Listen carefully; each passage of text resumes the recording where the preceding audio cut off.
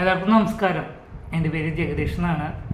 English അറിയാത്തവർക്ക് നമ്മൾ മലയാളത്തിലൂടെ English പഠിപ്പിക്കുന്ന ഒരു ഫ്രീ ക്ലാസ് റൂമാണ് ഞാനിവിടെ സെറ്റ് ചെയ്യാൻ പോകുന്നത്. ഇതിലൊരു പ്രത്യേകതയുണ്ട്. ഫ്രീ ആകുമ്പോൾ അറിയാമല്ലോ, നമ്മൾ പലരും ഫ്രീ കിട്ടുന്ന സാധനത്തിന് ഒരു വിലയും കൊടുക്കില്ല. അപ്പോൾ അതുകൊണ്ട് ക്ലാസ്സിൽ ഫ്രീ ആണെന്ന് വിചാരിച്ചിട്ട് ആരും പഠിക്കാതിരിക്കരുത്. ഞാൻ പഴയ സ്കൂൾ മാഷെ പോലെ തല്ലാനോ ചീത്ത പറയാനോ ഹോംവർക്ക് തരാനോ ഒന്നും ഇരിക്കില്ല.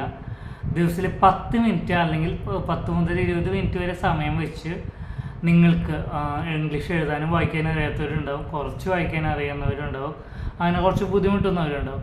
അങ്ങനെയുള്ള വ്യക്തികൾക്ക് നമ്മൾ ചെറിയ ചെറിയ രീതിയിൽ ഇംഗ്ലീഷ് എഴുതാനും വായിക്കാനും പറ്റുന്ന രീതിയിലേക്ക് മാറ്റാനുള്ള ശ്രമമാണത്. അപ്പോൾ ഇത് ഫ്രീ ആയതുകൊണ്ട് എനിക്കെന്താ ലാഭം എന്ന് ചിന്തിക്കുന്നവരുണ്ടായിരിക്കും. ഇതെൻ്റെ ഒരു വേദാന്തം വ്ളോഗ്സ് എന്ന് പറഞ്ഞ ചാനലിലൂടെയാണ് ഈ വീഡിയോ ചെയ്യുന്നത്. അപ്പോൾ സ്വാഭാവികമായിട്ട് ഫ്രീ ക്ലാസ്സിന് വരുന്നവരൊരു കാര്യം ചെയ്യണം, ഈ ചാനൽ സബ്സ്ക്രൈബ് ചെയ്യണം. മാത്രമല്ല, ഇത് കണ്ടു കഴിഞ്ഞ് കഴിഞ്ഞാൽ പരമാവധി മറ്റുള്ളവർക്ക് ഷെയർ ചെയ്യുകയും ചെയ്യണം. പണ്ട് ഇതൊരു ഭിന്നശേഷിക്കാരെ സപ്പോർട്ട് ചെയ്യുന്ന ഒരു ചാനലായിരുന്നു. ഞാനൊരു ഭിന്നശേഷിക്കാരനാണ്, നടക്കാൻ കുറച്ച് ബുദ്ധിമുട്ടുള്ള ഒരാളാണ്. അപ്പോൾ ഭിന്നശേഷിക്കാരെ സപ്പോർട്ട് ചെയ്യുന്ന ഒരു ചാനലായിരുന്നു. ഭിന്നശേഷിക്കാരെ കോമ്പറ്റീഷനൊക്കെ വയ്ക്കാൻ വേണ്ടിയിട്ട് ഞാൻ പ്ലാൻ ചെയ്തിട്ടുണ്ടായിരുന്നു. അപ്പോൾ അങ്ങനെയൊക്കെ വന്നപ്പോൾ ഭിന്നശേഷിക്കാരെ വിറ്റ് ജീവിക്കണ്ടെന്നൊക്കെ കമൻറ്റ് വന്നപ്പോൾ നമ്മൾ എന്ത് ചെയ്തു, അപ്പോൾ അങ്ങനത്തെ സപ്പോർട്ടിംഗ് സിസ്റ്റം നിർത്തി.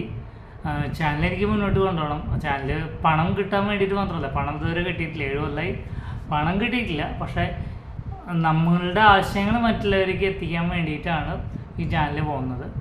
അപ്പോൾ ഇതിൽ ഞാൻ ഗ്രൂപ്പ് ഉണ്ടാക്കിയിട്ടുണ്ട്. ആ ഗ്രൂപ്പിൽ പഠിക്കാനുള്ള കാര്യങ്ങൾ ഇംഗ്ലീഷ് മാത്രമുള്ള വീഡിയോസ് മാത്രമേ ഇടുള്ളൂ. അല്ലാതെ ഇതിൽ എൻ്റർടൈൻമെൻറ്റ് അതുപോലെ തന്നെ കോമ്പറ്റീഷനൊക്കെ വരുന്നത് നമ്മൾ സെപ്പറേറ്റ് ആയിട്ട് ചാനലിലിടും. അത് ആർക്ക് വേണമെങ്കിലും മത്സരിക്കാം. അതിപ്പോഴല്ല, കുറച്ച് കാലം കഴിഞ്ഞിട്ട്. ഓക്കെ. അപ്പോൾ ഇതെന്നെ കുറിച്ച് പറയുമ്പോൾ എൻ്റെ വീട്ടിൽ അമ്മ, ചേട്ടൻ, ചേട്ടൻ്റെ ഫാമിലി, എനിക്ക് ഭാര്യയുണ്ട്. ഭാര്യ ഭിന്നശേഷിക്കാരിയാണ്. വൈഫിൻ്റെ പേര് ആര്യ എന്നാണ്. ഇതാണ് എന്നെക്കുറിച്ച് പറയുന്നത്. ഇനി ഈ ചാനലിൽ നമ്മൾ എന്താ ചെയ്യാൻ ഉദ്ദേശിക്കുന്നത് വെച്ച് കഴിഞ്ഞാൽ, ദിവസം 10-20 മിനിറ്റ് വീഡിയോസ് ഇടും. അത് നിങ്ങൾ പഠിക്കണം. അത് പഠിച്ച് ക്രമേണ അതായത് പല രീതിയിലുള്ളവരായിരിക്കും. ചിലർക്ക് A തൊട്ട് Z വരെ എഴുതാനും അറിയില്ല, ചിലർക്ക് അത്യാവശ്യം വാചകങ്ങൾ എഴുതാനും വായിക്കാനും പറയാനും പറ്റുന്നവരായിരിക്കും. അപ്പോൾ അങ്ങനെ പല കാറ്റഗറിയിലുള്ളവരാണ്. അപ്പോൾ നമ്മൾ ഏറ്റവും താഴ്ത്തുന്ന A തൊട്ട് Z വരെ എഴുതാൻ അറിയാം എന്ന് മാത്രമുള്ളവരെ തൊട്ടാണ് നമ്മൾ ഈ ക്ലാസ് പോകുന്നത്. അപ്പോൾ അതുകൊണ്ട് തന്നെ നിങ്ങളൊരു കാര്യം ചെയ്യണം, ക്ഷമ വേണം. ആദ്യം നിങ്ങൾക്ക് അറിയുന്ന കാര്യങ്ങൾ പഠിപ്പിച്ച് തന്നു, ബോറടിക്കുന്നു എന്ന് വിചാരിച്ചിട്ട് സ്കിപ്പ് ചെയ്യരുത്. എന്നാലും ഞാനിതിൽ പരമാവധി വെറൈറ്റികൾ ഉണ്ടാക്കാൻ ആഗ്രഹിക്കുന്നു. ഓക്കെ. ഇനി നമ്മൾ കഴിഞ്ഞ ദിവസം പറഞ്ഞിരുന്നു A തൊട്ട് Z വരെ നിങ്ങളെല്ലാവരും എഴുതി പഠിക്കണം, അല്ലെങ്കിൽ പഠിക്കണം എന്ന് ഗ്രൂപ്പിൽ പറഞ്ഞിട്ടുണ്ടായിരുന്നു. ഇതിൽ A തൊട്ട് Z വരെ 26 അക്ഷരങ്ങളാണുള്ളത്. എല്ലാവർക്കും അറിയാവുന്ന ഒരു കാര്യമാണ്. ഈ 26 അക്ഷരം തന്നെ മലയാളം പോലെയല്ല അവരുടെ കാര്യങ്ങൾ. വലിയ അക്ഷരം ക്യാപിറ്റൽ ലെറ്ററൊന്നും ചെറിയ അക്ഷരം സ്മോൾ ലെറ്ററൊന്നും ഇതിലുണ്ട്.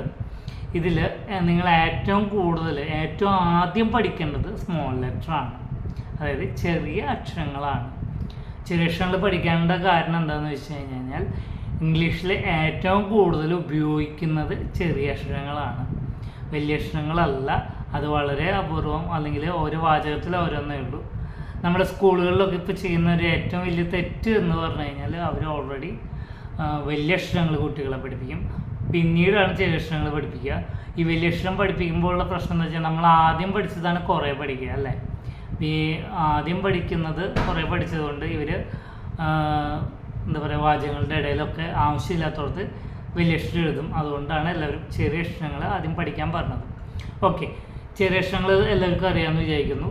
ചെറിയ അക്ഷരങ്ങളിൽ ഓരോ അക്ഷരത്തിനും ഒന്നോ അതിൽ കൂടുതൽ ഉച്ചാരണങ്ങളുണ്ട്. ഇപ്പോൾ എന്താ പറയുക, ഒരു ഉച്ചാരണം, ഇപ്പോൾ ഇ എന്ന അക്ഷരം ചില സമയത്ത് ഇ ആയും ചില സമയത്ത് എ ആയും വരുന്നുണ്ട്. അപ്പോൾ അങ്ങനെ ഉച്ചാരണങ്ങളുണ്ട്. ഈ 26 അക്ഷരങ്ങളുടെയും ഉച്ചാരണം പഠിച്ചു കഴിഞ്ഞാൽ തന്നെ നമ്മുടെ ഇംഗ്ലീഷ് ഒരു 1/4 ഭാഗം പഠിച്ചു എന്ന് പറയാൻ പറ്റും. ഓക്കെ. ഇപ്പോൾ ഞാൻ 26 അക്ഷരങ്ങളുണ്ടെന്ന് തോന്നുന്നു. ഈ 26 അക്ഷരങ്ങളിൽ A, E, I, O, U 5 അക്ഷരങ്ങൾ.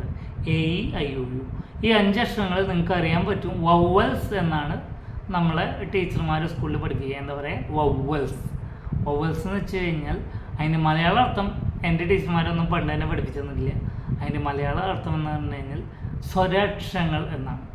സ്വരാക്ഷരങ്ങൾ. ഈ സ്വരാക്ഷരങ്ങൾക്ക് ഒരു പ്രത്യേകതയുണ്ട്. അത് ഇംഗ്ലീഷിലെ ഓരോ വാചകത്തിലും നിർബന്ധമായിട്ടുണ്ടായിരിക്കും. ചില വാക്കുകളിൽ മാത്രമേ ഇല്ലാത്തുള്ളൂ, അല്ലെങ്കിൽ ഒട്ടുമിക്ക വാക്കുകളിലും ഈ സ്വരാക്ഷരങ്ങൾ ഉണ്ടായിരിക്കും. അപ്പോൾ A, E, I, O, U, A, E, I, O, U ഇത് ഓർത്ത് വയ്ക്കണം ആദ്യമേ തന്നെ. ഇനി നമ്മൾ ആദ്യമായിട്ട് വാക്കുകൾ പഠിക്കാൻ പോവുകയാണ്. വാക്കുകൾ പഠിക്കാൻ പോകുമ്പോൾ ആദ്യത്തെ അക്ഷരം ഏതാ? എ ആണ് അല്ലേ? ഈ എ എന്ന് പറയുന്ന അക്ഷരത്തിന് ഉച്ചാരണം വരുന്നത് ആ എന്നും എ എന്നുമാണ്. ആ എന്നും എ എന്നുമാണ് എയുടെ ഉച്ചാരണം വരുന്നത്. ഇനി ഞാൻ ബി പഠിപ്പിക്കുന്നില്ല, പകരം ടി എന്ന വാക്ക്, ടി എന്ന വാക്കിന് ട് എന്നാണ് ഉച്ചാരണം വരിക. എങ്ങനെ? ട് എന്നാണ് ഉച്ചാരണം വരിക.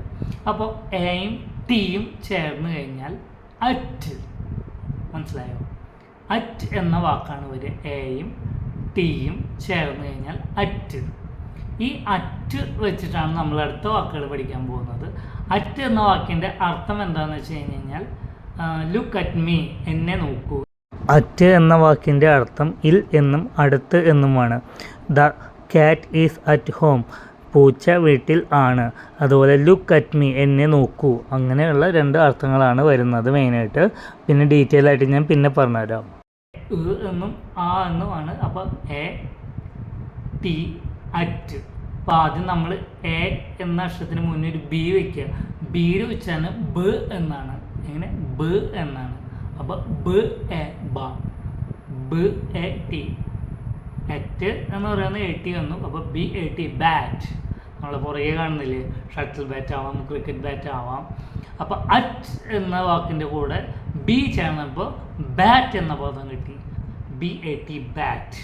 അപ്പോൾ ഇത് നിങ്ങൾ എന്താ പറയുക, എഴുതി പഠിക്കുകയോ അല്ലെങ്കിൽ ഞാൻ എഴുതി പഠിക്കാൻ നിർബന്ധം പറയില്ല, പലവട്ടം കണ്ടു പഠിച്ചു കഴിഞ്ഞാൽ നിങ്ങൾക്കത് പഠിക്കാൻ കിട്ടും. ഇനി മൂന്നാമത്തെ അക്ഷരം എന്താ വരുന്നത്? C A T. C A T നിങ്ങൾക്ക് അറിയുന്ന കാര്യം തന്നെയാണ്. സി എന്നതിന് ക എന്നും ച് എന്നും ഉച്ചരിക്കും. അപ്പോൾ നമുക്ക് ക ഉച്ചരിക്കാം. ക എ ക. അറ്റ് വന്നു കഴിഞ്ഞാൽ കാറ്റ്. കാറ്റ് എന്ന് വെച്ച് കഴിഞ്ഞാൽ പൂച്ച. കാറ്റ്, സി എ ടി, കാറ്റ്, പൂച്ച. മനസ്സിലായില്ലേ? അപ്പോൾ സി എ ടി, കാറ്റ്, പൂച്ച. നേരത്തെ ബി എ ടി, ബാറ്റ്, കളിക്കുന്ന ബാറ്റ് കാര്യങ്ങൾ, ബാറ്റ്. 2 വാക്ക് പഠിച്ചു. ഇനി ഒരു വാക്ക് പഠിക്കാനുള്ളത് എമ്മിന് ഉച്ചാരണം മ ആണ്. മ. എം എ എന്ന് പറയുമ്പോൾ മ. എ ടി എന്ന് പറയുമ്പോൾ എന്താ വെച്ചിരിക്കുക? അറ്റ്. അപ്പോൾ എം എ ടി, മാറ്റ്. മാറ്റ് എന്ന് വെച്ചാൽ എന്താ? പായയാണ്. എം എ ടി, മാറ്റ്, പായയാണ്. അപ്പോൾ അതിനെ ഉച്ചരിക്കുന്നത് എം എ ടി, മാറ്റ്, പായ. പായ എന്ന് പറയുമ്പോൾ പല പായകളും വരുന്നുണ്ട്. അപ്പോൾ അങ്ങനെ മാറ്റ്. ഇന്ന് 3 വാക്കുകൾ നമ്മൾ ഇപ്പോൾ പഠിച്ചു. ഇനി നമ്മൾ എഫ് എന്ന അക്ഷരം ആദ്യം വെച്ചു. F A T, fat. വണ്ണമുള്ള, കൊഴുപ്പുള്ള എന്നൊക്കെയുള്ള വാക്കാണ് വരിക. അപ്പോൾ അതെങ്ങനെയാണ് വരിക നോക്കിയാൽ എഫിന് ഫ് എന്നും എ ടിക്ക് അറ്റും, ഫാറ്റ് എന്ന വാക്കാണ് വരുന്നത്. അപ്പോൾ അതും ഇന്ന് നമ്മളിപ്പോൾ പഠിച്ചു. ഫാറ്റ്, തടിയുള്ളത്. ഇനി ഇതുപോലെ തന്നെ എ ടിയിൽ അവസാനിക്കുന്ന വാക്കുകൾ നിങ്ങൾക്ക് അറിയുമോ? അറിയുന്നുണ്ടെങ്കിൽ പേഴ്സണലി നമ്മുടെ ഗ്രൂപ്പിൽ എൻ്റെ അഡ്മിനിൽ എടുത്തിട്ട് നിങ്ങൾ ടൈപ്പ് ചെയ്തിട്ട് എനിക്ക് അയച്ചു തരിക. ചെറിയ ഹോംവർക്ക് പോലെ നിങ്ങൾ പഠിക്കണം എന്നുള്ളതുകൊണ്ടാണ്. നിങ്ങൾക്ക് ചെറിയ ഹോംവർക്ക് പോലെ നിങ്ങൾ എനിക്ക് അതൊന്ന് അയച്ചു തരിക. അപ്പം ഞാൻ ആരൊക്കെയാണ് മിടുക്കന്മാർ മെഡിക്കലെന്ന് മനസ്സിലാക്കണ്ടേ? അപ്പോൾ അങ്ങനെ ഉണ്ട്. നമ്മൾ ഒരു ക്ലൂ തരാം. നമ്മൾ ഭക്ഷണം കഴിക്കുക എന്ന വാക്കിൽ അവസാനത്തെ 3 അക്ഷരത്തിൽ 2 അക്ഷരം എ ടി ആണ്. അപ്പോൾ ആദ്യത്തെ അക്ഷരം 3 അക്ഷരമേ ഉള്ളൂ. അതിൽ ആദ്യത്തെ അക്ഷരം ഏതാണെന്ന് കണ്ടുപിടിക്കുക. ചെറിയ ടാസ്ക് നിങ്ങൾക്ക് അറിയുന്നത് തന്നെയായിരിക്കും. അപ്പോൾ ഇനി നമ്മൾ അടുത്ത ലെവലിലേക്ക് പോകണം. ഇന്നിപ്പോൾ 10 മിനിറ്റാണ് വീഡിയോ ഉള്ളത്. അപ്പോൾ ഇഷ്ടപ്പെടുന്നുണ്ടെങ്കിൽ ഇഷ്ടപ്പെട്ടു എന്ന് പറയണം. എന്തൊക്കെ മാറ്റങ്ങളുണ്ട് എന്നുള്ളത് വേണമെന്നുണ്ടെങ്കിൽ എന്തൊക്കെ മാറ്റങ്ങൾ വേണമെന്നുള്ളത് അത് പറയണം. കാരണം എന്താ വെച്ച് കഴിഞ്ഞാൽ എനിക്ക് ഏറ്റവും ഇഷ്ടം നന്നായി എന്ന് പറയുന്നതിനേക്കാൾ കൂടുതൽ കുറ്റം പറയുന്നവരെയാണ്. കാരണം കുറ്റം പറയുന്നവരാണ് നമ്മളിൽ മാറ്റങ്ങൾ കൊണ്ടുവരാൻ പറ്റുന്നത്. പരസ്യമായിട്ടല്ല കുറ്റം പറയാം, വ്യക്തിപരമായിട്ട്. അപ്പോൾ എൻ്റെ നമ്പറുണ്ട്, വേണമെങ്കിൽ താഴെ ഞാൻ തരാം. പിന്നെ പേഴ്സണൽ കോണ്ടാക്റ്റ് അധികം എന്നോട് വയ്ക്കേണ്ടത്. നിങ്ങൾ പഠിക്കാനുള്ള രീതിയിൽ സംസാരിച്ചോളൂ, കുഴപ്പമില്ല. കാരണം വേറെ ഒന്നല്ല, ഓരോ സ്റ്റുഡൻസ് എന്നോട് പേഴ്സണൽ കോണ്ടാക്റ്റ് വെച്ച് കഴിഞ്ഞാൽ എനിക്ക് ഒരുപാട് സമയം പോകില്ലേ. അപ്പോൾ അങ്ങനെ പിന്നെ നിങ്ങൾക്കും ഒരുപാട് കാര്യങ്ങളുണ്ടായിരിക്കും.